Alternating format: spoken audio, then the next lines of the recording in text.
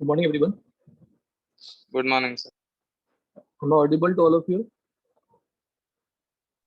Yes, sir. Yes, sir. So today we'll start solid state, and in this week you should finish the booklet of Python and Guide. Again, solid state is a very simple chapter. With less number of formulae are there, little bit information are there also. You have to learn those. Otherwise, it's a very simple chapter. We go through the notes. It's a in the first page you'll find properties comparison between the solids and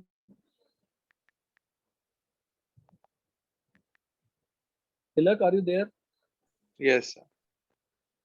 cohosh बनाया बेटा मैं भी करूंगा admit आप भी देख लेना अगर दिख जाता है the comparison between solid and liquid we know all those already we discussed in the gaseous state.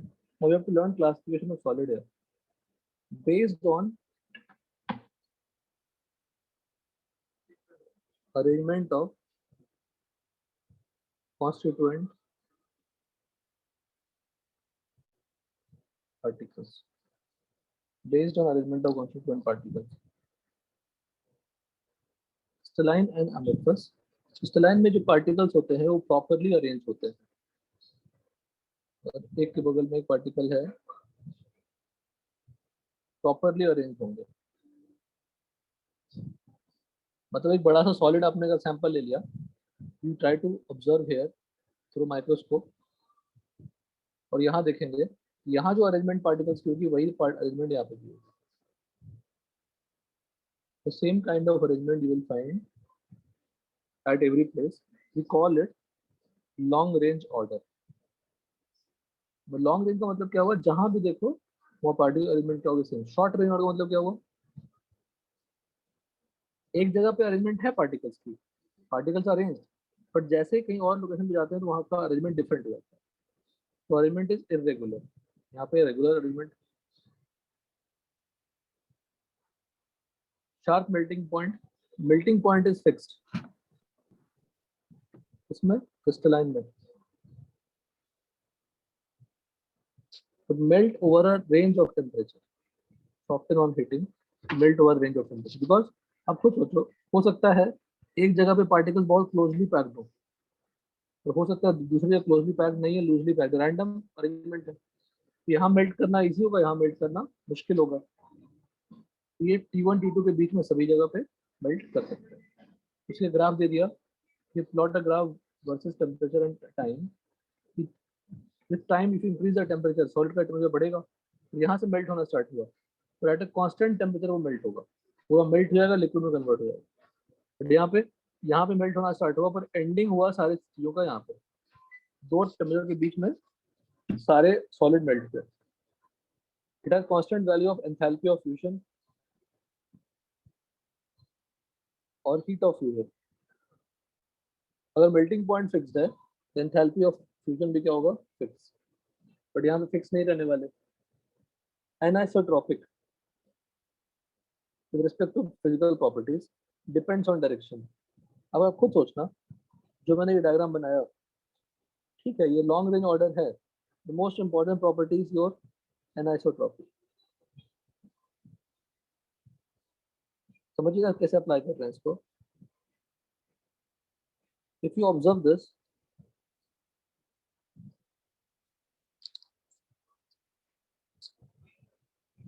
along the horizontal line the particles are touching but here if you observe diagonally particles are not touching. Particle touch नहीं कर रहे हैं तो उनकी property क्या हो जाएगी different हो जाएगी उस डायरेक्शन में. पर हाँ पैरेलल सभी डायरेक्शन में क्या होगा सिमिलर होगा. तो properties are different in different direction. But amorphous में क्या होता है प्रॉपर्टीज इंडिपेंडेंट डायरेक्शन कि एवरेज आउट हो जाता है. अगर आप किसी डायरेक्शन में देख रहे हैं वहां पार्टिकल रैंडम यहाँ पार्टिकल रैंडम तो रैंडम पार्टिकल की जो प्रॉपर्टीज होगी वो सब एवरेज आउट होके सबका प्रॉपर्टी क्या होगा सेम हो जाएगा. In all the direction the properties are what same independent of direction. Physical properties की बात करते हैं. आइसो का मतलब सेम एन आइसो का मतलब नॉट सेम. तो physical properties are same in all the direction that is amorphous, not same crystalline. It is prepared by slow cooling. Prepared by gradual and slow cooling. But amorphous prepared by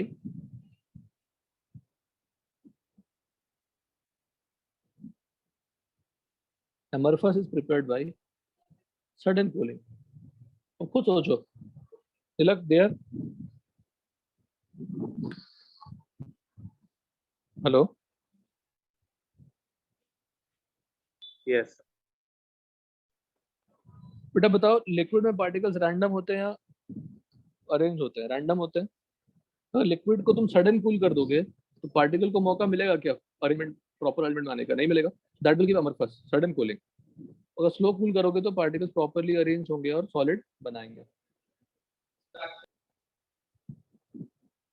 edges and surface cut करोगे knife से या किसी चीज से, tool से, knife और tool, तो smooth surface मिलेगा, डिफाइंड शेप मिलेंगे। पर यहाँ का अरेंजमेंट ही पार्टिकल का अलग अलग है, यहाँ का डिफरेंट शेप मिल जाएगा। सिलिका, देखो क्या बता रहे हैं, सिलिका को मोल्टन में रखा, स्लो कूलिंग किया तो क्वार्ट्ज बना,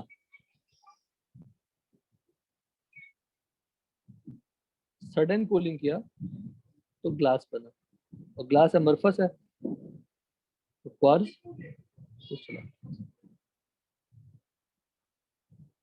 now based on intermolecular forces and nature of constituent particles, crystalline solidifieds are classified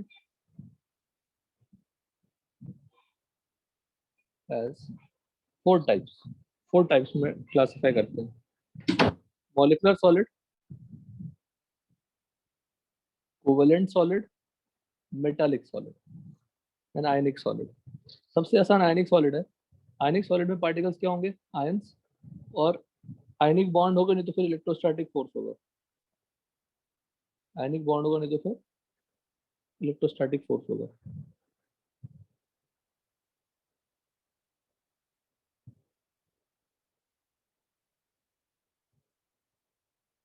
KCl, Na2SO4, hard brittle, high melting point, poor conductivity of electrical charge, solid state, but good conductor in molten और aqueous state. poor conductor की जगह पे आप बोल सकते हैं insulator.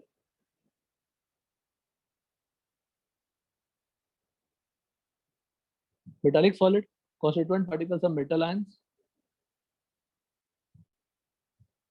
Interparticle forces are metallic bond. Metal ions and electrons भी कह सकते हैं, free electrons. Soft और hard, alkali metals are soft, transition metals are hard. Now यहाँ पे जो learning है समझिए, strength of metallic bonding is proportional to number of free electrons. Strength of metallic bonding is proportional to number of free electrons. तो alkali metals में कितने free electrons हैं?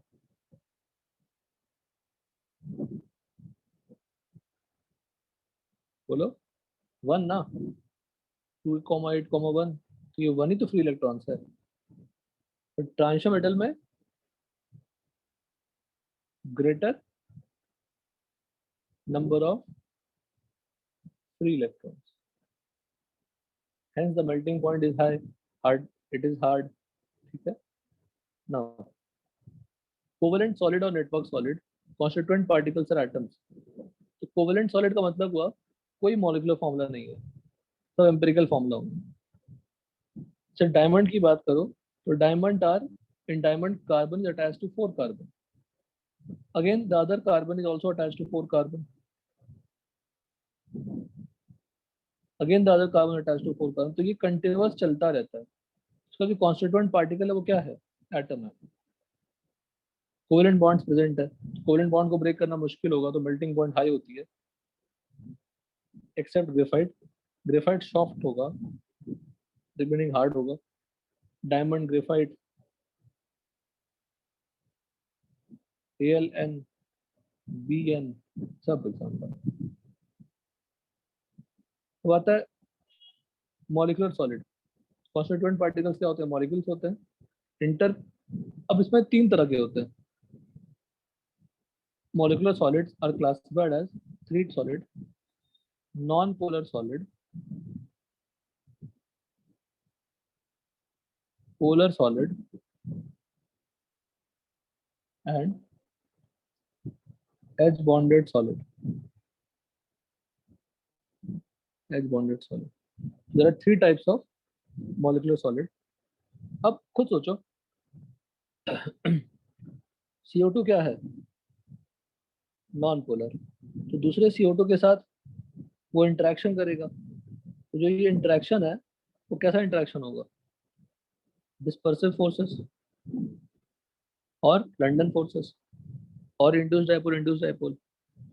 तो ये फोर्स तो वीक होगी ना, इसको बाइंड करके रखना मुश्किल होगा हाई टेम्परेचर पे, वो सॉफ्ट होती है।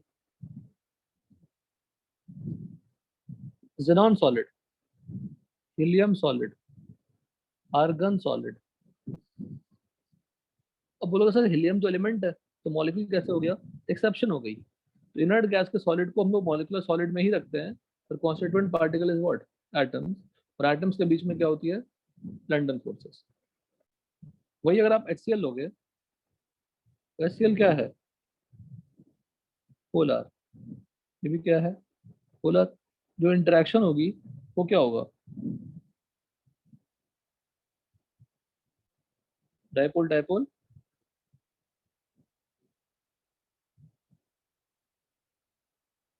इंटरेक्शन।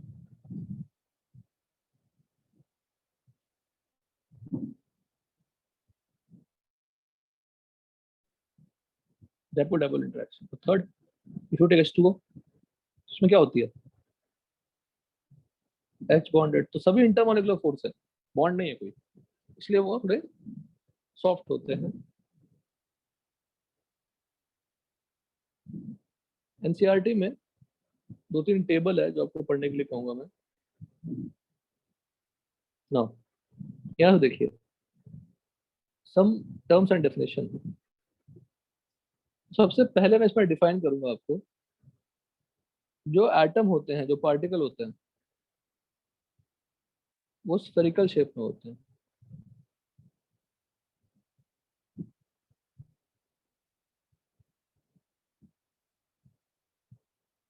स्फेरिकल मान के चलना है। Radius r, non compressible assume की गए हैं, उनका शेप चेंज नहीं होगा। अब इसी कॉन्स्टिट्यूएंट पार्टिकल को स्फीयर से डिनोट किया, स्फीयर से ना डिनोट करके हम डॉट से डिनोट कर दें,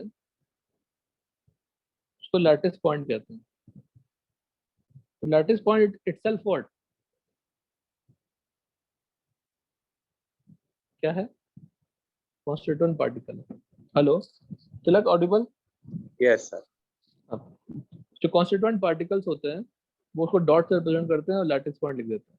तो कॉन्स्टिट्यूएंट पार्टिकल ही लैटिस पॉइंट है, या लैटिस पॉइंट ही कॉन्स्टिट्यूएंट पार्टिकल है। ठीक है, चलो गौर करिए इस डायग्राम को, फिर मैं एक्सप्लेन करता हूँ एक बार और।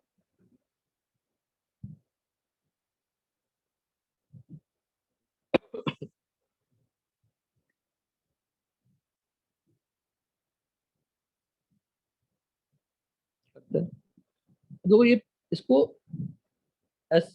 ऐसे आप एक्सटेंड करते जाएंगे, ऐसे एक्सटेंड होता जाएगा।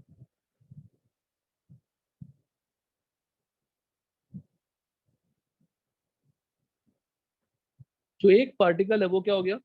Lattice point. ऑब्जर्व करिए कि अगर मैंने 4 पार्टिकल को ऐसे लिया तो ऐसा क्या बन गया बताइए? चारों सेंटर को मिलाया तो स्क्वायर बना। Can we repeat the square to get the complete lattice? बोलो। Yes. अगर उसी स्क्वायर को मैं रिपीट करता हूँ, पूरा लैटिस मिल जाएगा। मतलब ये square is a collection of points only, not all points, but इसको जब रिपीट करोगे तो पूरा लैटिस, पूरा जो इनफाइनाइट अरेंजमेंट है वो मिल जाएगी। तो ये जो बनाया हमने, यही क्या है, यूनिट सेल है। तो क्या करता हम देखिए, what is unit cell, collection of lattice point. अब इस यूनिट सेल में कितना पोर्शन पार्टिकल का आ रहा है, 1/4, 90 मान लीजिए।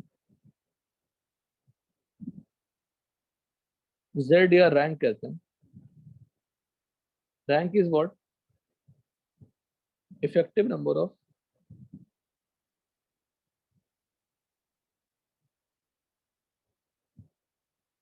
Particles in one unit cell. अब खुद सोचिए, इस यूनिट सेल में 1/4 है, अगर ये 2D है तो we are talking about 2D। तो 1/4 इंटू 4 दैट इज व्हाट, 1। एक जेड है तो 4 लैटिस पॉइंट, 4 पॉइंट्स हैं, 4 स्फीयर होना चाहिए था। पर हर स्फीयर का, हर स्फीयर नहीं, सर्कल होना चाहिए था। कितना पार्ट है इसमें, 1/4 ही पार्ट है। This is Z. तो यूनिट सेल हो गया, जेड हो गया। व्हाट इज लैटिस, जब यूनिट सेल को आप रिपीट करो इन ऑल डायरेक्शन तो you get the complete lattice. Coordination number, number of particles touching particular particle, touching a particular particle.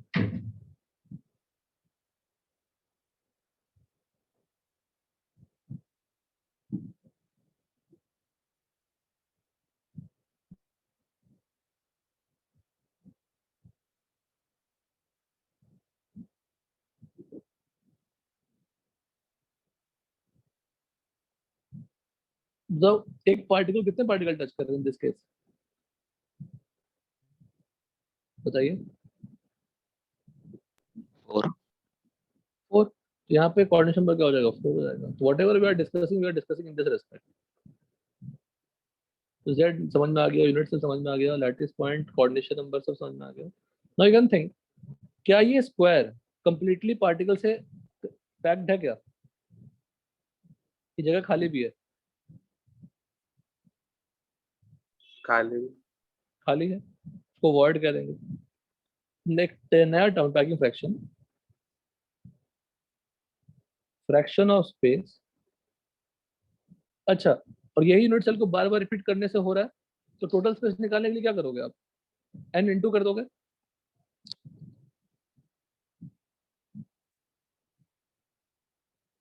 बोलो। Yes. तो मैं लिखूंगा by all particles in lattice, ये लिखा, या ये लिखूं अगर,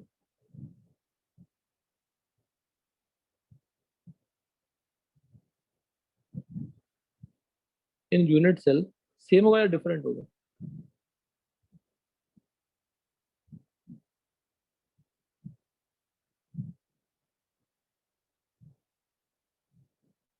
बताइए।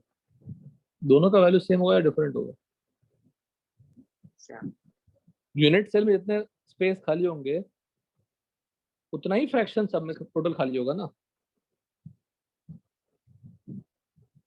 तो equal to for 2D, for 2D packing fraction is, कितने पार्टिकल्स प्रेजेंट है,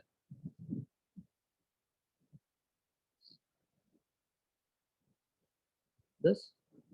और यहाँ पर क्या होगा, एरिया ऑफ,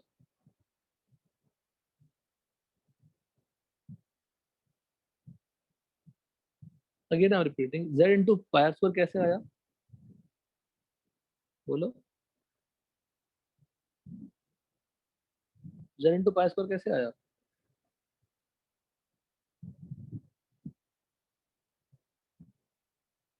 ये क्या है,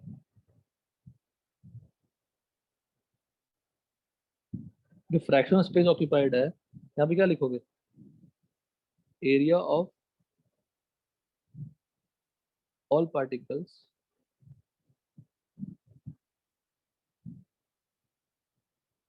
इन 1 unit cell upon area of unit cell. Area of particles in 1 unit cell, all particles, area of all particles in 1 unit cell. एक पार्टिकल एरिया कितना है, पाई स्क्वायर इंटू जेड। क्या किया हमने, इफेक्टिव नंबर निकाला upon area of unit cell. और 3D packing fraction क्या हो जाएगा, इन प्लेस ऑफ एरिया क्या हो जाएगा, वॉल्यूम। वॉल्यूम आ जाएगा। यहाँ पे क्या होगा, वॉल्यूम ऑफ यूनिट सेल। यहाँ पे 4/3 pi r cube volume of unit cell. Next है density of solid.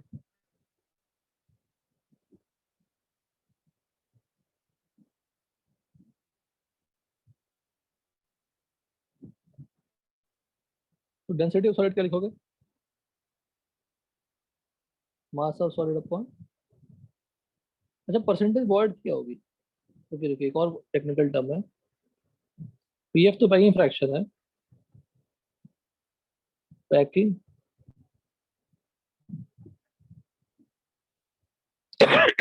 Nothing but 100 into packing fraction. Percentage void क्या होगा, 100 minus packing efficiency. Density of solid, volume of solid. अच्छा solid को क्या represent कर रहा है, यूनिट सेल। तो can I say that mass of unit cell upon this. तो mass of unit cell basically क्या होगा, mass of all particles the unit cell upon volume of unit cell. अब मास ऑफ ऑल पार्टिकल्स क्या लिखोगे, z into mass of one particle upon this. अब यहाँ पे देखिए, m लिया मैंने molar mass. What is molar mass, mass of Na particles. तो m अपॉन अपॉन Na क्या होगा,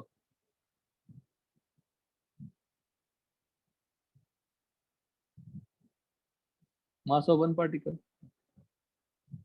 तो z into m upon Na into क्या हो जाएगा,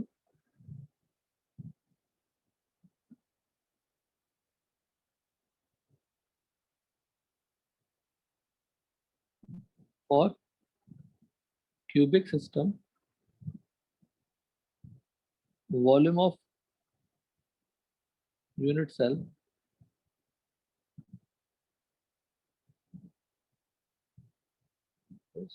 ए क्यूब।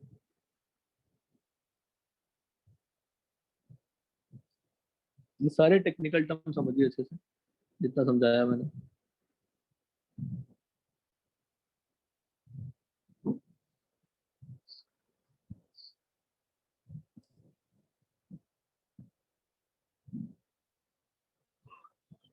एक मिनट पढ़िए आपने।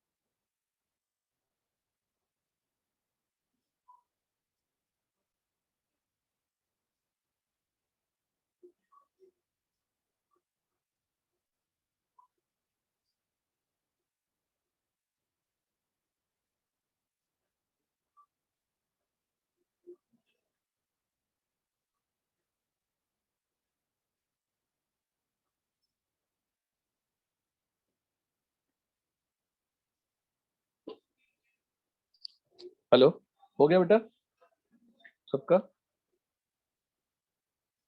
Yes.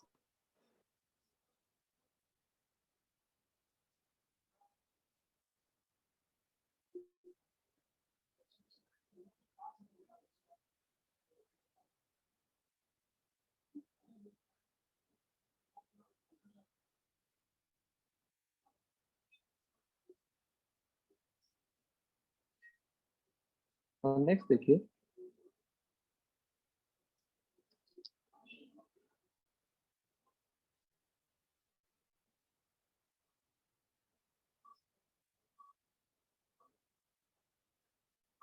एक छोटा सा काम करिए।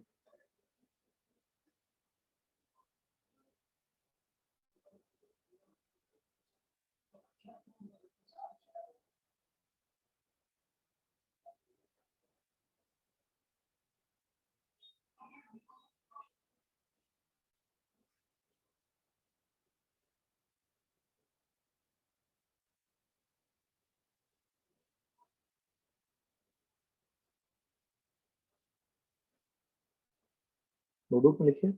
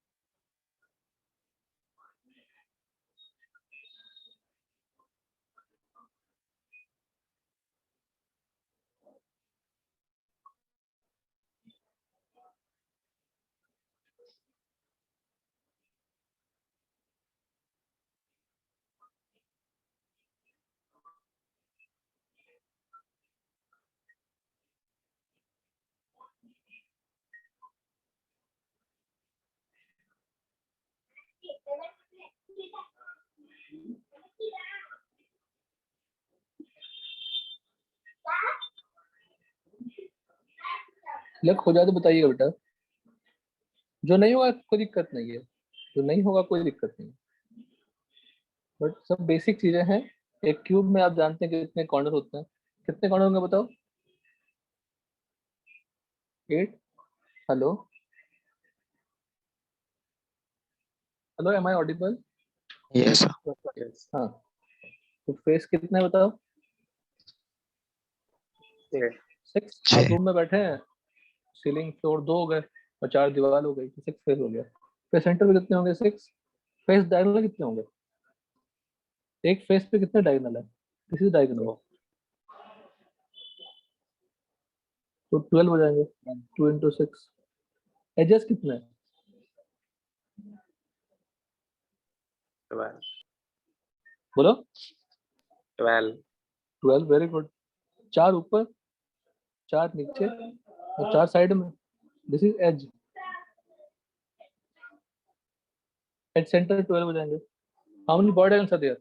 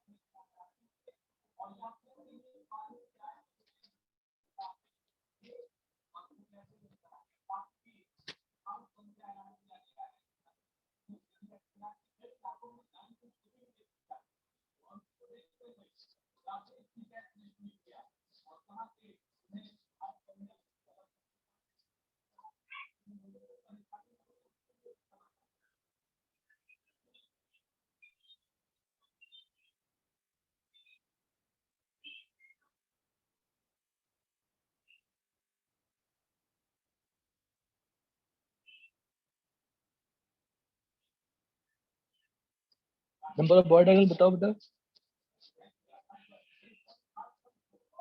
Hello. Number of border diagonal.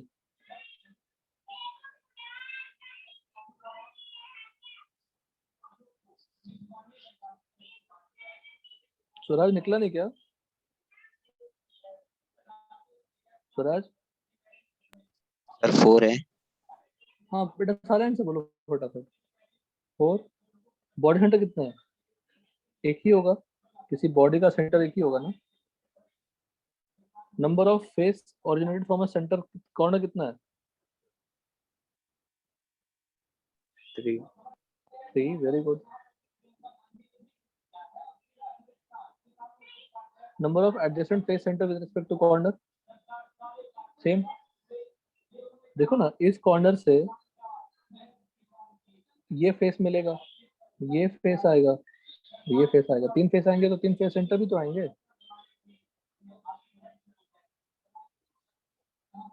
3.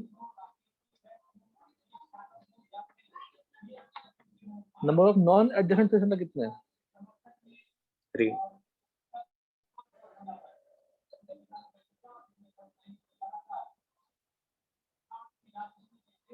3. तो 3 अगर एडजेसेंट है तो नॉन एडजेसेंट कितना जाएंगे? 3 हो जाएंगे. Distance between two adjacent corner. A.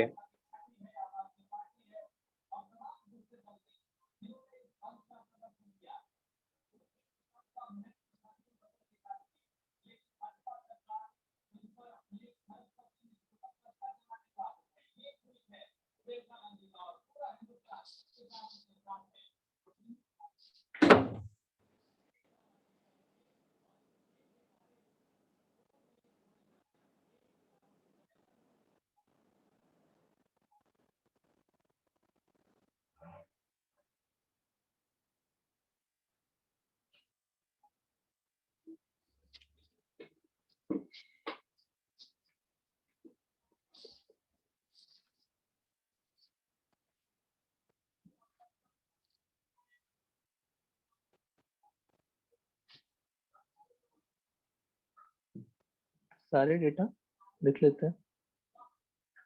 ये डिस्टेंस ए होगा, टू अपोजिट फेस सेंटर का डिस्टेंस क्या होगा, ए होगा। ऊपर और नीचे का डिस्टेंस क्या होगा, same as what, edge center और edge length. Distance between two adjacent face center क्या होगा बताओ। a/√2. बहुत बढ़िया। Distance between one corner and one adjacent face centre,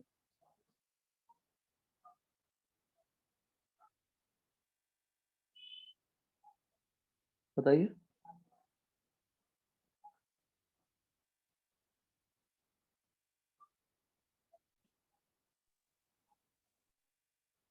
a/√2.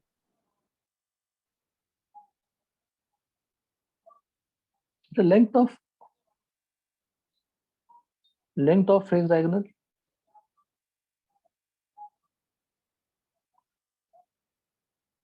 ये a है, ये a है, तो ये क्या हो जाएगा, √2 है।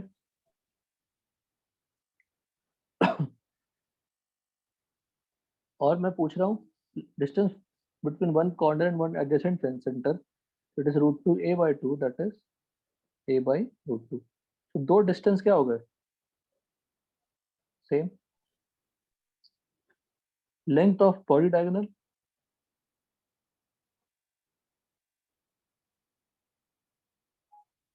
कितना है बोलो।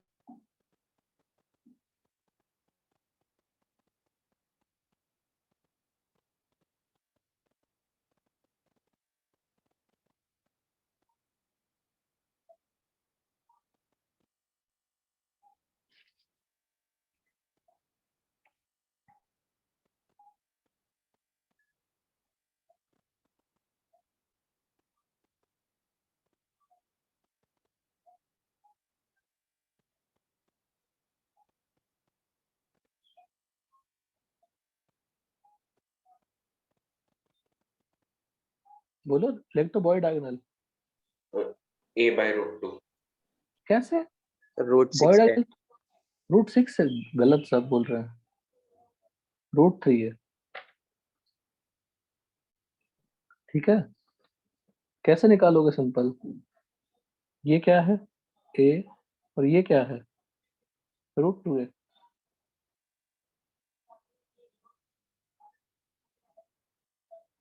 It's nothing but a² plus √2a का square. Distance between two corners lying on a body diagonal, same. Distance from one corner and body center, तो हाफ हो जाएगा। Where is body center, here. तो distance between one corner and one non adjacent face center क्या होगा।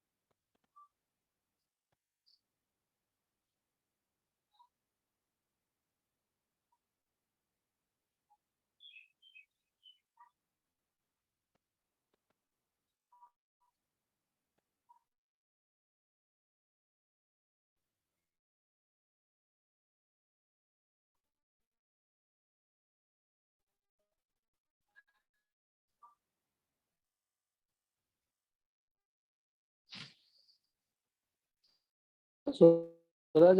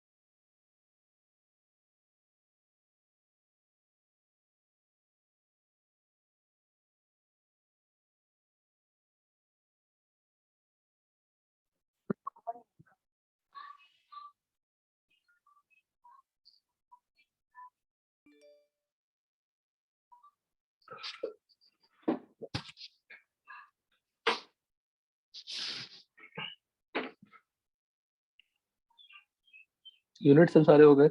हाँ, types of unit cell. तो types of unit cell है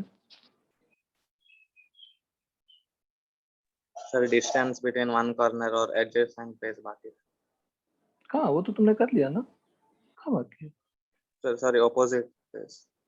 मैंने अपोजिट नॉन एडजेसेंट ना,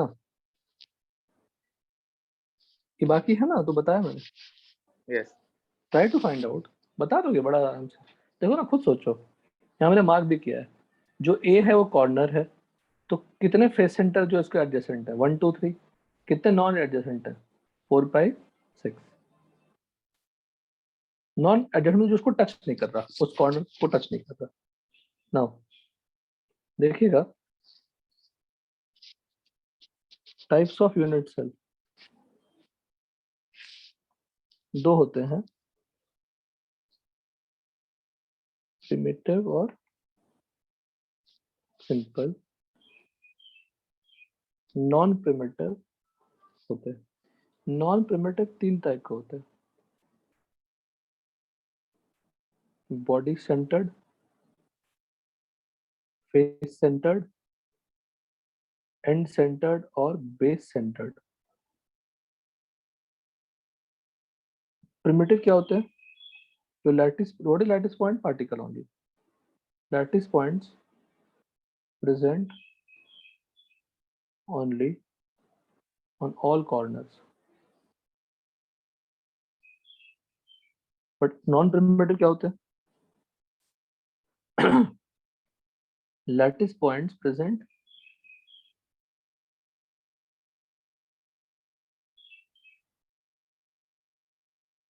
on all corners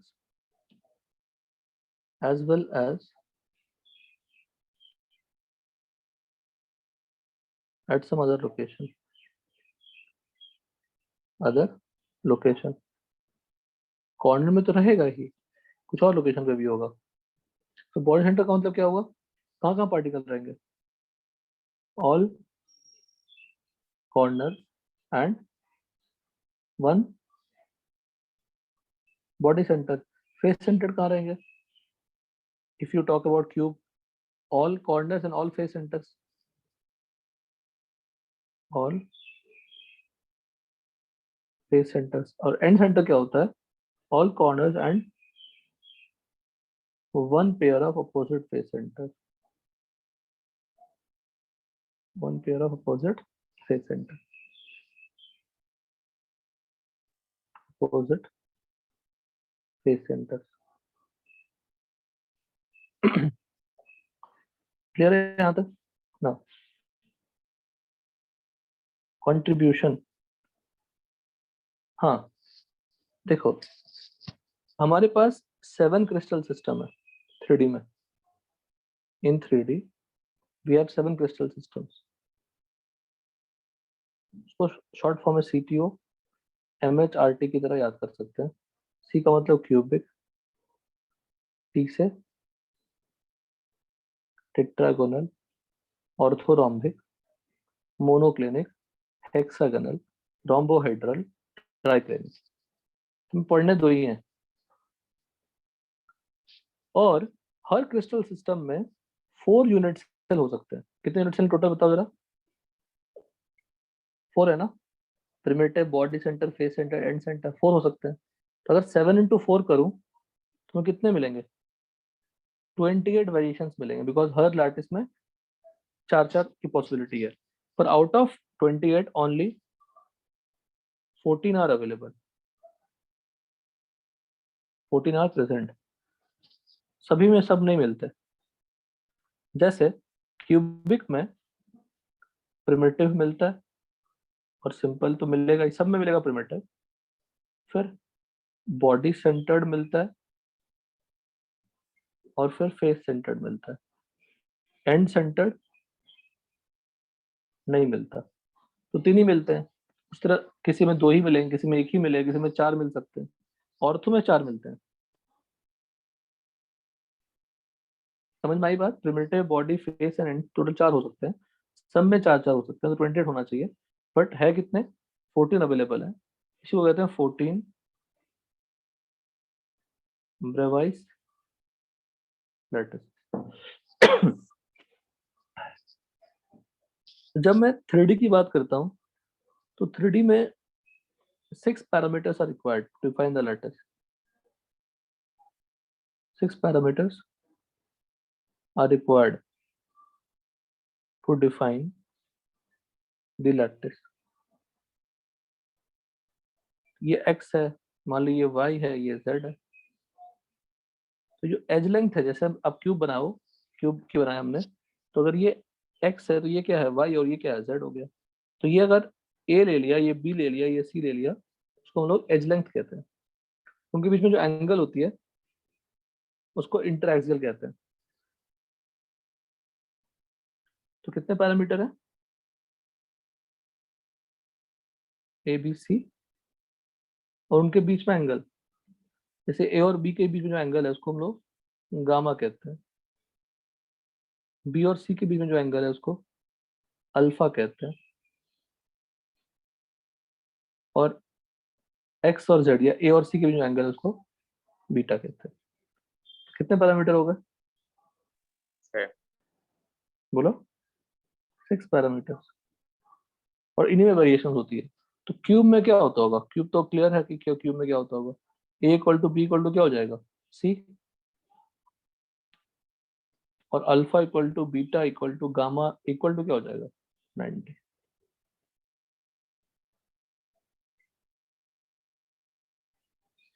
और क्यूब क्या हो जाएगा? Equal to B equal to C, और एक alpha equal to beta equal to gamma equal to 90। उसी तरह टेट्रागोनल के लिए कुछ और हो जाएगा, ऑर्थोरोम्बिक के लिए कुछ और हो जाएगा। I will show you the table. इसी पर एनसीईआरटी पूछा है। देखिए टेबल 1, टेबल 2, टेबल 3 होमवर्क लिख लीजिए।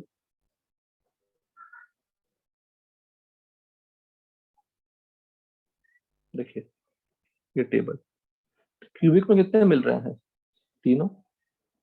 टेट्रागोनल में नहीं मिला क्या क्या? फेस और एंड, फेस और एंड नहीं मिला। ऑर्थोरोम्बिक में चारों ही मिले, सबके अल्फा बीटा गामा और ए बी सी में रिलेशन दिया हुआ है। किसमें सिर्फ एक ही है? हेक्सागोनल में 1 है, रोम्बोहेड्रल और ट्रायंगल में 1 है, ट्राइक्लिनिक में 1 है। ये टेबल आपको बाय हार्ट करनी है। जब आप सबको ऐड करेंगे, टोटल काउंट करेंगे, तो कितना आएगा? 14 आएगा। काउंट कर देख लीजिए, चेक कर लीजिए, वेरीफाई कर लीजिए। 3 2 4 1 1 2 एंड 1, कितने हो रहे हैं? 14। 14 हो रहे हैं। 14 होगा। ये इस बार नीट में इस बार पूछा है क्वेश्चन कि कितने बॉडी सेंटर हैं टोटल? कितने हैं बताओ?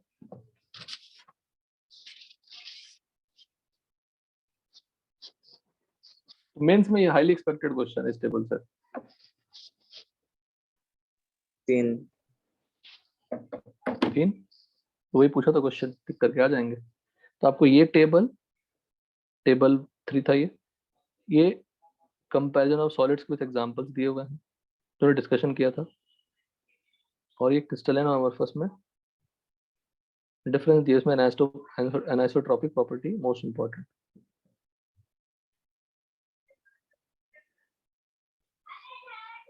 सब कुछ यहाँ तक क्लियर है?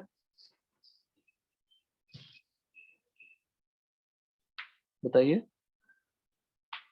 Yes. Yes. ठीक है. Now contribution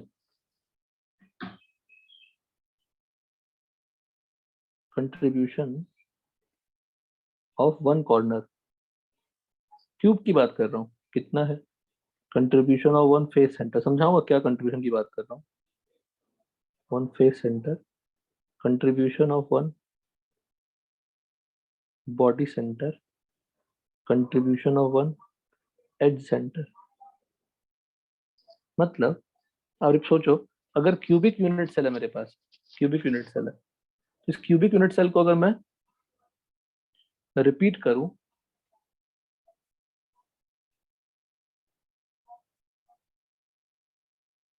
क्योंकि इसी से लैटिस बनाना है मुझे.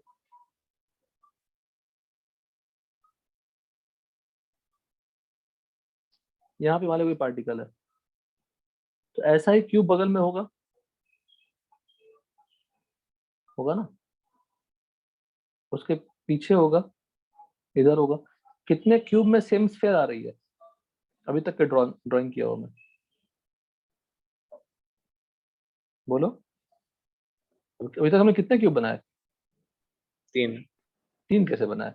एक ब्लैक भी तो था, 4. तो 4. अच्छा, ऊपर भी क्यूब आएगा क्या रिपीट करेंगे तो? नहीं आएगा. क्यूब के चारों तरफ रिपीट करोगे तभी तो पूरा लैटिस बनेगा. यूनिट सेल को रिपीट करेंगे सेम पैटर्न में तो क्या बन जाएगा? पूरा लैटिस. तो जो कॉर्नर है वो कितने क्यूब में आया बताओ?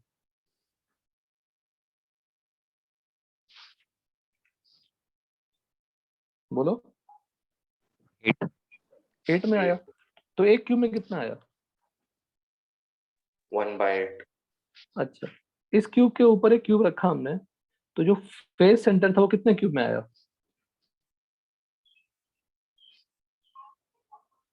कोई भी फेस सेंटर कितने क्यूब में आएगा? 2. 2. तो यहाँ पे क्या हो जाएगा? हाफ हो जाएगा. बॉडी सेंटर तो अंदर है तो किसी से शेयर नहीं होगा तो 1. एज में अगर कोई पार्टिकल तो कितनी बार शेयर होगा?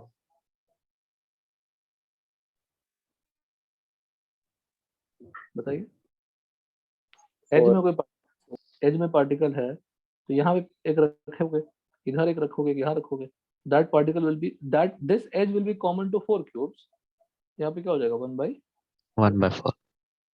So these are the contribution of all the part. ये पेज बड़ा कीमती है बेटा. In a cube, in a cube. Understood everyone? Yes.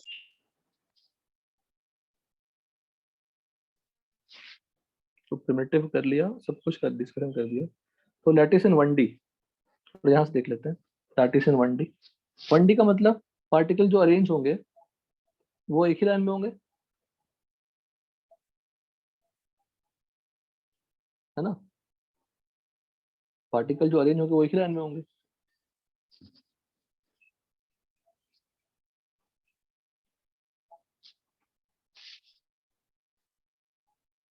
देखिए,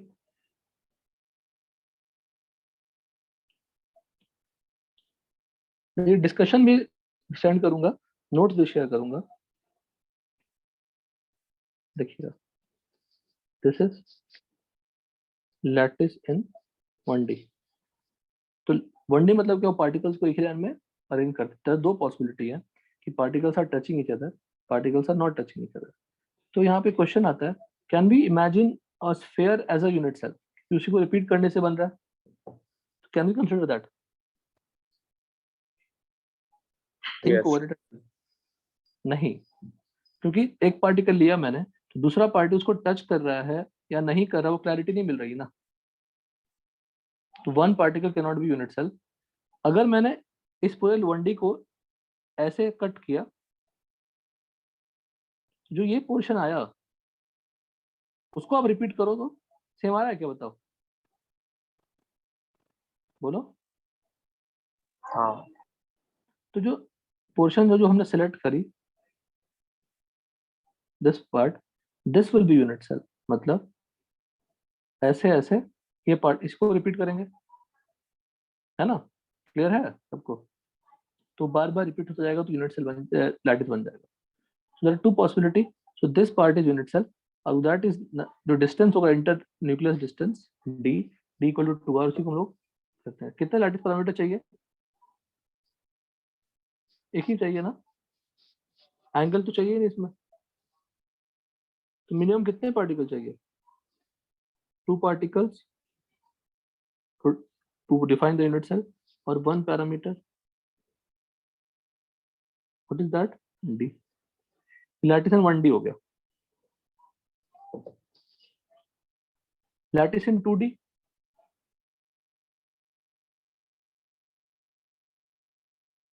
तो इन्होंने लिखा 3 पॉइंट्स लेंगे तो नॉन प्रिमिटिव, 2 पॉइंट्स लेंगे तो प्रिमिटिव.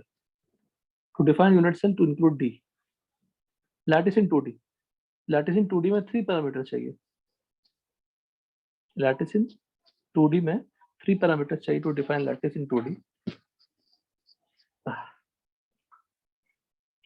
अगर एक पार्टिकल के नीचे पार्टिकल प्रेजेंट है तो दोनों टच करेंगे, भी टच करेंगे, भी टच करेंगे, सब टच करेंगे आपस में. जब सब टच करेंगे तो हो जाएगा square lattice when they are touching. और ये जो y लिखा है ये गामा है, ठीक है ना. कितने पैरामीटर चाहिए? 3 parameters a b and gamma. What is gamma? Angle between Angle between A and B. a and b. तो 5 लैटिस इज पॉसिबल. हमें 1 पढ़ना है अच्छे से. स्क्वायर लैटिस क्यों बोलते हैं? क्योंकि अगर पार्ट 1D को, अच्छा बताओ 2D बनेगा कैसे? Repetition of 1D. Any doubt? बोलो. No, sir. Rectangular lattice not equal to b hexagonal lattice, a equal to b gamma. ये समझाऊंगा मैं. रोम्बिक पैरेलल कुछ नहीं पूछेंगे. लैटिस 3D समझा दिया मैंने. 6 पैरामीटर चाहिए.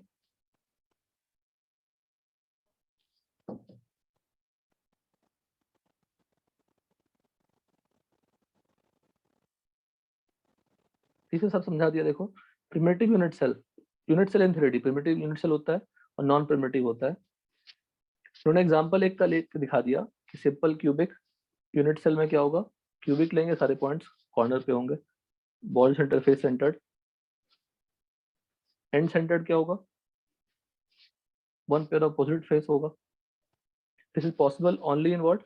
Orthorhombic and monoclinic. you can check the table with me, NCERT का टेबल.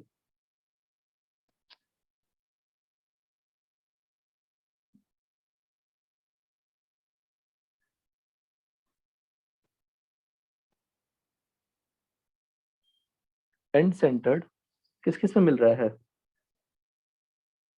ऑर्थोरोम्बिक और मोनोक्लिनिक, दो में मिलता है. तो हमारा मेजर टाइम सिंपल क्यूबिक को ही जाएगा, क्यूबिक को ही जाएगा. Including all the variations in 7th crystal class we can have 14 types of lattice in 3D. उन्होंने बता चुका हूँ. Packing of particles in a solid. The particles in a solid must be placed as close as possible to each other to minimize the potential energy. Packing in 1D बता चुका हूँ. Packing in 2D मैंने कहा था कि दो पढ़ेंगे हम लोग. दो पढ़ेंगे, square packing and hexagonal packing. तो स्क्वायर पैकिंग कैसे बनाएंगे बताइए?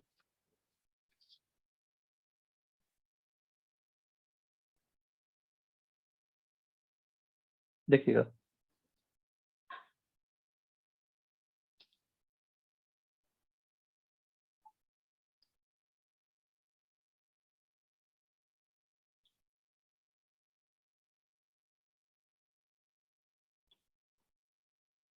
Packing in 2D. स्क्वायर की पैकिंग कैसे बनाएंगे देखिए, समझिए अच्छे से. हमने क्या किया, एक लाइन बनाया 1D का, और नीचे जो लाइन है वो भी 1D जैसा ही है ना, ऊपर जैसा ही है, बिल्कुल उसके ऊपर रख दिया. आपको दिख रहा है ऊपर वाला जो लाइन है बिल्कुल सेम टू सेम कैसा है, पोजीशन उनकी क्या है, बिल्कुल same to same. Second line है, थर्ड लाइन है, फोर्थ लाइन है. Am I audible to all of you? Yes, sir. तो प्लीज बेटा रिस्पॉन्ड ना. तो first line and second line are just same. तो देखो अगर फर्स्ट को मैंने ए से मार्क किया, सेकंड को भी ए से मार्क, पूरे लाइन को ए मार्क कर रहे हैं, पूरे लाइन को ए मार्क कर रहे हैं. तो ए रिपीट हो रही है, तो ये एक रो हो गया, दूसरा रो हो गया। तो repeating pattern is a type of 1D close packed lattice. 1D को हम रिपीट कर रहे हैं। अब देखो इसमें अगर हमने सिर्फ 4 पार्टिकल को कनेक्ट किया, पूरा लैटिस बन जाएगा, तो वो एक यूनिट सेल हो गया। तो कैसा यूनिट सेल हुआ? Primitive. प्रिमिटिव, क्योंकि सिर्फ कॉर्नर पे है। और अगर मैं ऐसा इमेजिन कर रहा हूँ, इसमें उसको भी आप एक्सटेंड करेंगे, देखिए सेम है, सेम पैटर्न पे करना पड़ेगा, तो भी एक यूनिट सेल होगा, पर ये नॉन प्रिमिटिव यूनिट सेल हो जाएगा, बिकॉज कॉर्नर पे तो पार्टिकल है ही, किसी और भी पोजीशन पे है जो बॉडी सेंटर है। तो 2D में नॉन प्रिमिटिव है एक ही होता है, बॉडी सेंटर, बट 3D में non primitive body centre, face centre और एंड सेंटर, दोनों यूनिट सेल है। तो दोनों का पैकिंग फ्रैक्शन क्या आएगा? सेम आएगा ना। तो बस packing fraction of unit cell निकालो या पैकिंग फ्रैक्शन ऑफ सॉलिड निकालो, बात एक ही है। Any doubt? Hello, any doubt बेटा? No, sir. प्रिमिटिव लूं या नॉन प्रिमिटिव का एग्जांपल लूं, तो प्रिमिटिव में क्या दिख रहा है? ये हमारा क्या है? ए। अगर रेडियस हमारा पार्टिकल का r होगा, तो a इक्वल टू क्या होगा? 2r। But if you draw the non primitive,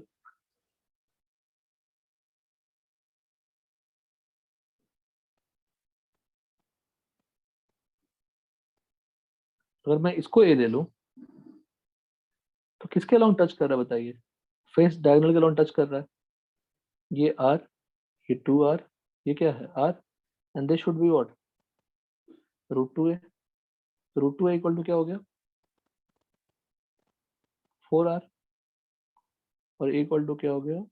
2√2। तो रिलेशन हो गई दोनों अलग अलग। z की वैल्यू, सिंस ये 2D है, तो कंट्रीब्यूशन 1/4, यहाँ पे z 1/4 इंटू 4 तो होगा, प्लस 1 भी हो जाएगा, क्योंकि बीच में एक पार्टिकल पूरा प्रेजेंट है। ये 2D है, 2D 3D का तो 1/8 करना पड़ता है। तो a निकल गया, z निकल गया। Coordination number, what is coordination number? एक पार्टिकल को टच करने वाले कितने पार्टिकल है बताइए? एक पार्टिकल को टच करने वाले कितने पार्टिकल है? 4। 4. इधर भी क्या होगा? 4 ही होगा, because coordination number is not property unit cell, it's a property of lattice point. Coordination किसकी प्रॉपर्टी है? लैटिस पॉइंट की प्रॉपर्टी है। अच्छा एक बात बताओ, कोई भी लैटिस पॉइंट उठाओ, उसके चारों तरफ का अरेंजमेंट क्या दिख रहा है? सेम, बोलो। Yes, sir. उसको बोलते हैं ईच लैटिस पॉइंट, लिखो नोटबुक पे, each lattice point is identical in its surrounding. Each lattice point is identical in its surrounding. Each lattice point is identical in surrounding. Done.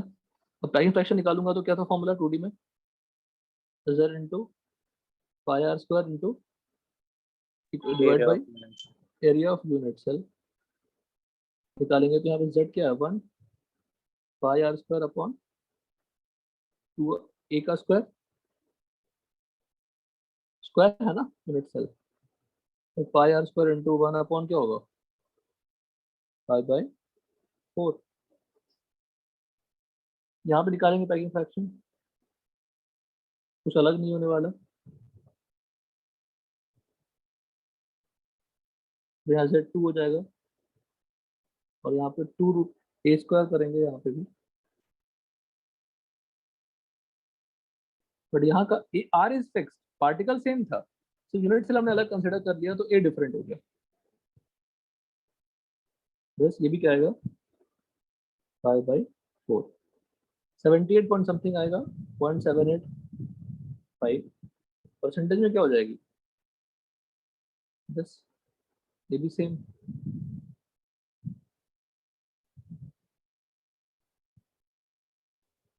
ये हमने कब square close packing लिया?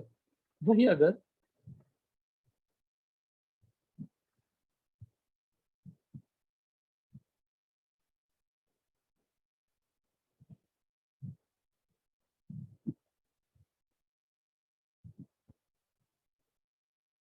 वही अगर hexagonal लिया होता,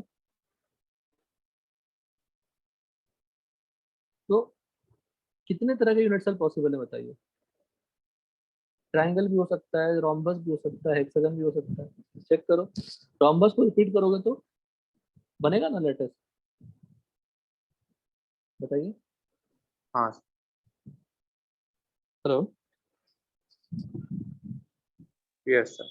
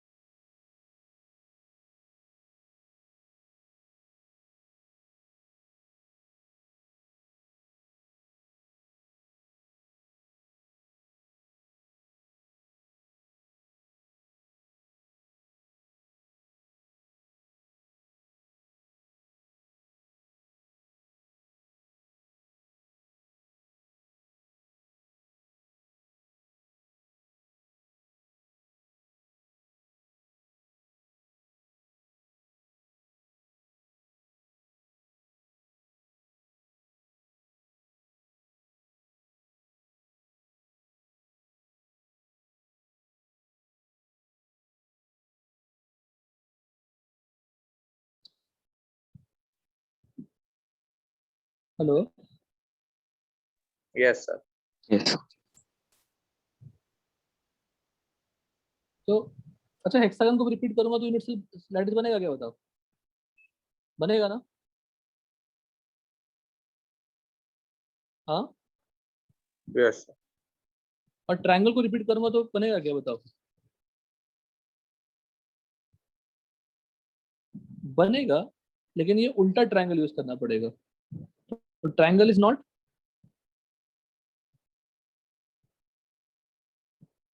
जैसा है सिस्टम उसी को रिपीट करनी पड़ेगी। रोम्बस को हम बदल के रिपीट नहीं कर रहे हैं, सेम पैटर्न पे रिपीट कर रहे हैं। Not considered as a unit.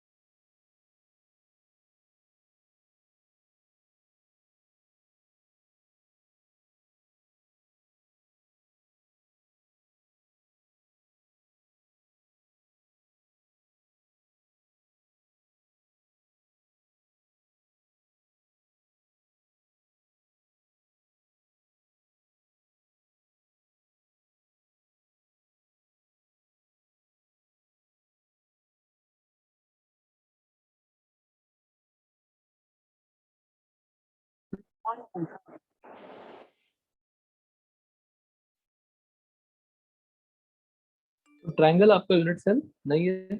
एक रोम्बस में 2 इक्विलैटरल ट्रायंगल है, एक हेक्सागन में 3 रोम्बस है, तो 6 equilateral triangle in 1 hexagon. Simple. तो एरिया निकालना आसान है, और इसको आप ए बता दो। ए इक्वल टू क्या हो जाएगा, 2r। प्रिमिटिव यूनिट सेल कौन सी होगी? Primitive will be what?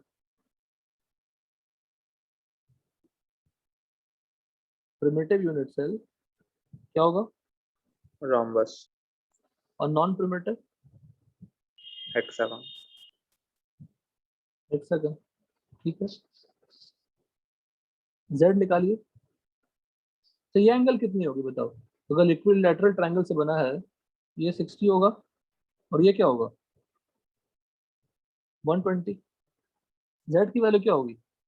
एक कॉर्नर में 60 का कंट्रीब्यूशन हो रहा है और एक कॉर्नर में 120 का कंट्रीब्यूशन हो रहा है, और ऐसे कितने हैं? 10। बोलो सर ये आपने रेक्टेंगल में क्यों नहीं किया? रेक्टेंगल में भी कर सकते हैं बेटा, सेम सिचुएशन।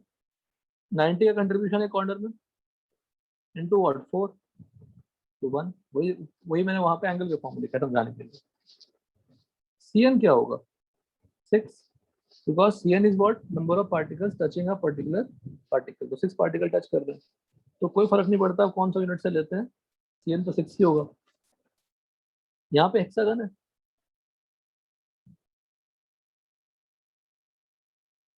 ऐसे पार्टिकल्स बीच में भी है। ये सारे एंगल कितनी है? 120। तो 120 अपॉन 360, ऐसे कितने कॉर्नर है? 6 और एक बीच में। कितने हो गए? 3।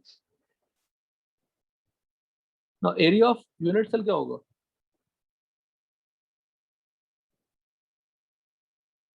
Area of rhombus, area of unit cell क्या होगा? Area of rhombus, nothing but 2 into area of equilateral triangle. और इक्विलैटरल ट्रायंगल का एरिया क्या होगा?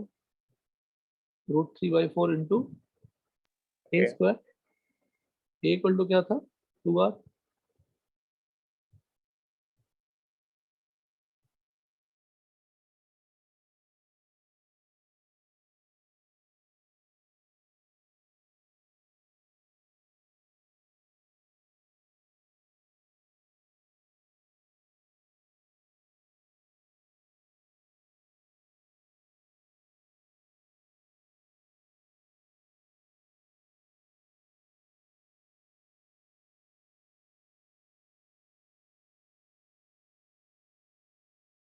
यहाँ पे एरिया ऑफ रेक्टेंगल क्या होगा? हेक्सागन होगा यूनिट सेल, z इंटू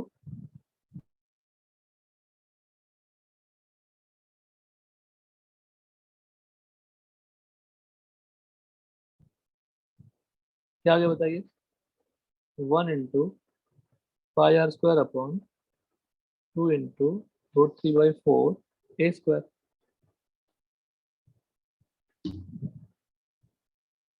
और ए की वैल्यू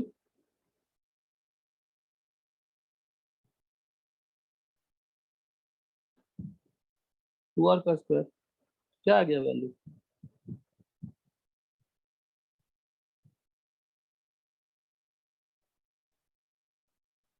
पाई/2 2√3। सेम यहाँ पे करोगे, यहाँ भी सेम ही आएगा। 6 इंटू पाई आर स्क्वायर, 6 नहीं 3 इंटू, और यहाँ पे 2 इंटू क्या हो जाएगा? √3/4 ए स्क्वायर। ए तो सेम ही है। यहाँ भी इक्वल टू क्या है? टच करे ना पार्टिकल। हेलो हिलर। Sir 6 equilateral triangles. हाँ हाँ हाँ, वो तो मैं करेक्शन करूँगा। 6 इक्विलैटरल ट्रायंगल है। यहाँ भी सिंप्लीफाई करेंगे तो पाई/2√3 आएगा, अप्रोक्सीमेटली 0.9 है, तो 90% हो गया। ज़्यादा क्लोजली पैक्ड कौन है, हेक्सागोनल या स्क्वायर? तुम्हें 78% ही पैकिंग फ्रैक्शन मिल रही है, तो 90% मिल रही है। ऑब्वियसली हमने अगर गौर करोगे, जो पहला लेयर है, पहला जो रो है, सेकेंड रो सेम है क्या अरेंजमेंट? वॉइड में डाला ना हमने, लेकिन फर्स्ट और थर्ड क्या है? बिल्कुल सेम। हेलो, ये Yes, sir. तो फर्स्ट और थर्ड सेम हुआ, तो उसको हमने ए कर दिया, सेकंड को बी कर दिया, पर सभी लाइन इंडिपेंडेंटली तो 1D है ना, इंडिपेंडेंटली। और इस 1D का अरेंजमेंट डिफरेंट रखा, रिपीटिंग पैटर्न क्या बोल दिया? ए बी रिपीटिंग पैटर्न हो गई, फिर से ए आएगा, फिर बी आएगा, like this of 1D close packed lattice. समझ में आई बात? Yes sir. Yes. तो हमने ये डिस्कशन आप एक बार पढ़िएगा, सब लिखा हुआ है इसमें, इस नोट्स को पढ़िएगा, वही सब समझाया हुआ है।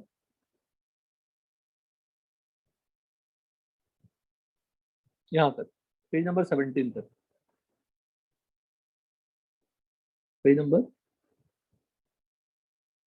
17 तक आप यहाँ तक पढ़िएगा ये पार्ट। और जो डिस्कशन किया मैंने,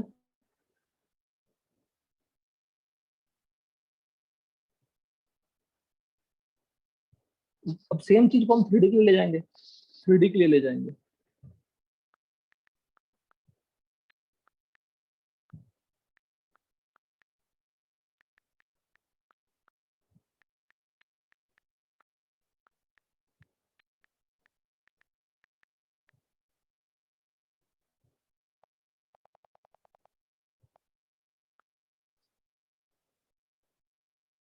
ठीक है ना?